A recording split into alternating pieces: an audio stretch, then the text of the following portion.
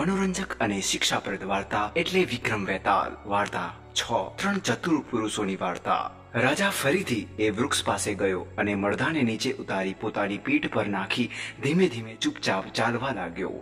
પડદામાં રહેલા વેતાલે કહ્યું, રાજન, ચાલ ફરીથી, હું તને તારો કંટાળો અને થાક દૂર કરવા માટે એક વાર્તા સંભળાવું છું। આટલું કહી મળદામાં રહેલા વેતાલે વાર્તા શરૂ કરી। એક ગામમાં વિષ્ણુ સ્વામી નામનો એક બ્રાહ્મણ રહેતો હતો। એ બ્રાહ્મણના 3 પુત્રો હતા। એ ત્રણેય પુત્રો પોતાના પિતાની જેમ ચતુર અને બુદ્ધિશાળી હતા। એક વખત વિષ્ણુ સ્વામીએ એક યજ્ઞનું આયોજન કર્યું। એક પ્રસંગે એણે પોતાના ત્રણેય પુત્રોને પોતાની પાસે બોલાવીને કહ્યું, તમે ત્રણેય જણા હમણાં ને હમણાં જ દરિયા કિનારે જાવ અને યજ્ઞ માટે એક કાચબો લઈ આવો, જેથી પવિત્ર યજ્ઞમાં કામ પૂરું થાય। પોતાના પિતાની આજ્ઞા લઈ ત્રણેય ભાઈઓ દરિયા કિનારે પહોંચી ગયા। મોટા ભાઈએ એક મોટો કાચબો શોધી કાઢ્યો અને પોતાના બંને નાના ભાઈઓને કહ્યું, ભાઈઓ, આ કાચબાની તીવ્ર દુર્ગંધ હું સહન નથી કરી શકતો।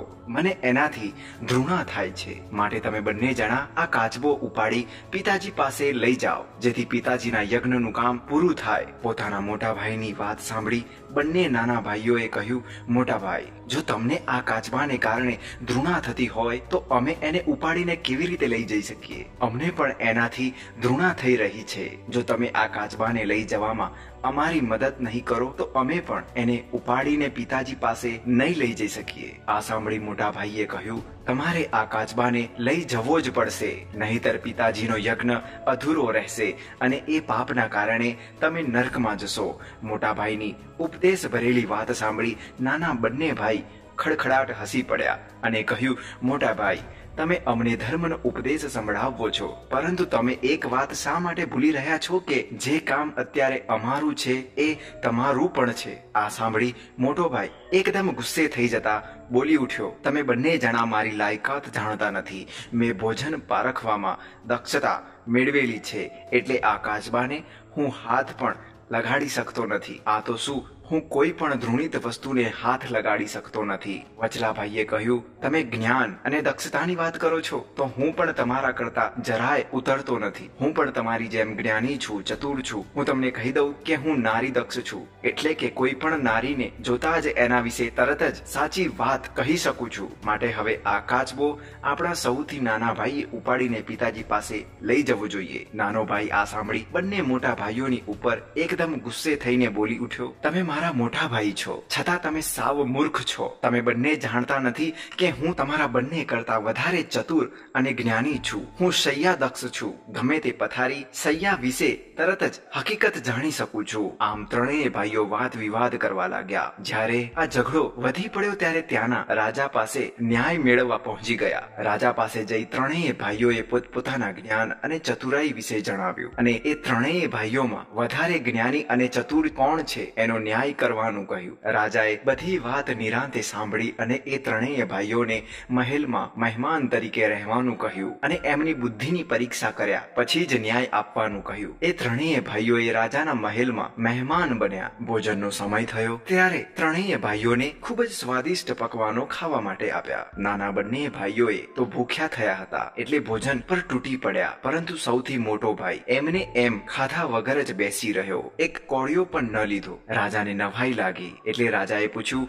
યુવાન, તારી સામે અનેક જાતના સુગંધિત પકવાન પડ્યા છે, છતાં તું એ ખાતો કેમ નથી? મોટા ભાઈએ કહ્યું, રાજન, મારી સામે પડેલા આ સુગંધિત ભાતમાંથી મને મળદાના ધુમાડાની દુર્ગંધ આવે છે, એટલે સ્વાદિષ્ટ હોવા છતાં મને એ ખાવાની જરાય ઈચ્છા નથી। મોટા યુવાનની આ વિચિત્ર વાત સાંભળી રાજાએ ત્યાં હાજર રહેલા સહુ કોઈને એ ભાત સૂંઘવાનું કહ્યું। બધાએ પોતાના નાક વડે ભાત સૂંઘ્યા, પરંતુ કોઈને એમાંથી મળદાના ધુમાડાની દુર્ગંધ ન આવી। બધાએ ભાત સુગંધિત અને સ્વાદિષ્ટ હોવાનું કહ્યું, પરંતુ એમ છતાં મોટા ભાઈએ એ ભાત ખાવાની ના પાડી દીધી અને રાજાને એ ભાત વિશે તપાસ કરવાનું કહ્યું। રાજાએ પોતાના ખાસ માણસને એ ભાત વિશે સાચી હકીકત જાણી લાવવાનું કહ્યું। એ ખાસ માણસે આવીને રાજાને ચોખા વિશે હકીકત જણાવી ત્યારે રાજા પોતે પણ ભારે અચરંજમાં પડી ગયો। બન્યું એવું હતું કે એ ભાત જે ચોખા વડે બનાવવામાં આવ્યા હતા એ ચોખા એક એવા ખેતરમાં ઉગાડવામાં આવ્યા હતા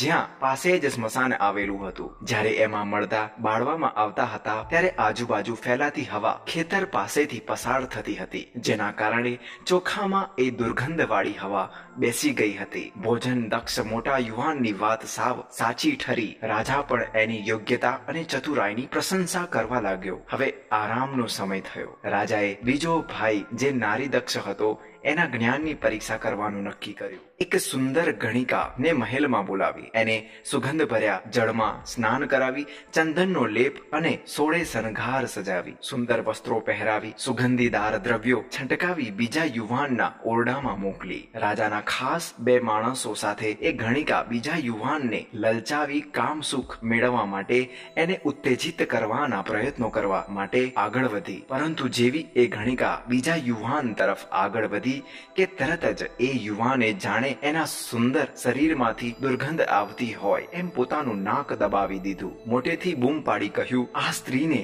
ઝટ અહીંથી મારી સામેથી દૂર લઈ જાઓ, નહીતર એની દુર્ગંધના કારણે મારું માથું ફાટી જશે અને હું મરી જઈશ. સાંભળો, આ સ્ત્રીના શરીરમાંથી મને બકરીની દુર્ગંધ આવી રહી છે. આ સાંભળી ગણિકા એકદમ ગભરાઈ ગઈ. રાજાના ખાસ માણસો એને રાજા પાસે લઈ ગયા અને બધી હકીકત જણાવી. રાજાએ બીજા યુવાનને બોલાવી કહ્યું, યુવાન, આ સ્ત્રીના શરીરે કપૂર, ચંદન વગેરે ઉત્તમ ઔષધિઓ લગાડેલી છે, તો પછી એના શરીરમાંથી એક બકરી જેવી ગંધ કેવી રીતે આવી શકે? આમ છતાં યુવાન પોતાની વાત પર અડગ રહ્યો. રાજાની કોઈ વાત તેણે સાચી ન માની અને પોતાને દુર્ગંધ આવે જ છે એવું જણાવ્યું. રાજાને ફરીથી આ કૌતુક વિશે તપાસ કરવાની ઈચ્છા થઈ.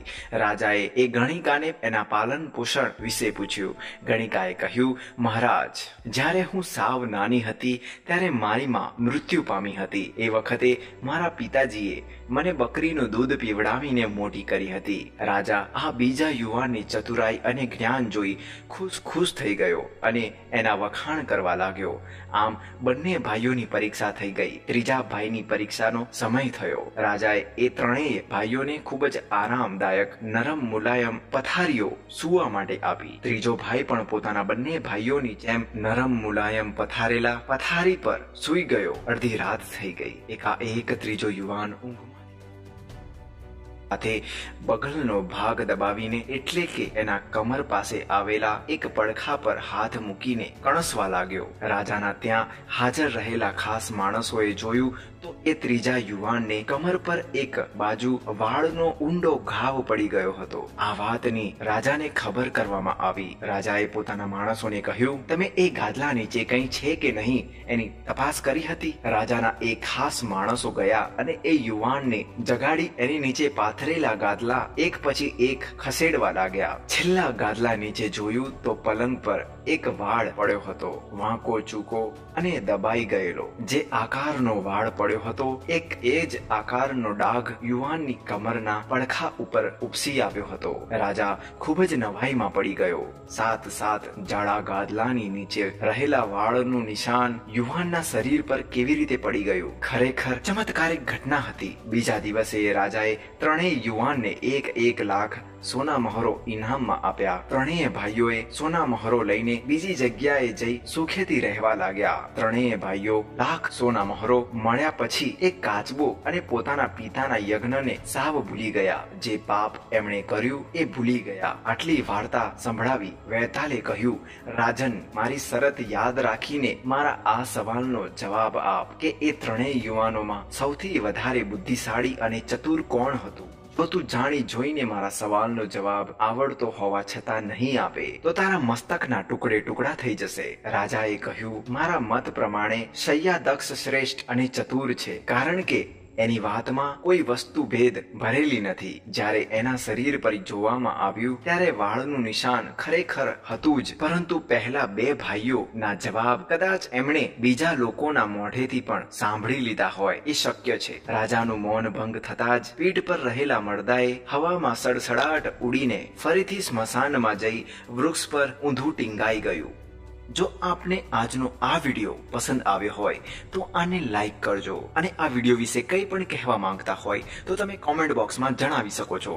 અને આવા વધારે વિડીયો જોવા માટે અમારી ચેનલને જરૂરથી સબસ્ક્રાઇબ કરો. તો ચાલો મળીએ નેક્સ્ટ પાર્ટમાં.